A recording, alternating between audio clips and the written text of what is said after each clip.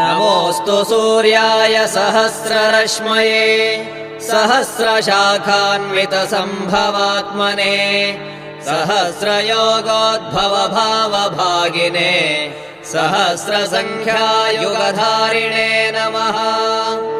यन्मण्डलम् दीप्तिकरम् विशालम् रत्नप्रभम् तीव्रमनादिरूपम् दारिद्र्यदुःखक्षयकारणम् च पुनातु माम् तत्सवितुर्वरेण्यम्। यन्मण्डलम् देवगणैः सुपूजितम् विप्रैः स्तुतम् भावनमुक्तिकोविदम् तम् देवदेवम् प्रणमामि सूर्यम् पुनातु माम् तत्सवितुर्वरेण्यम्।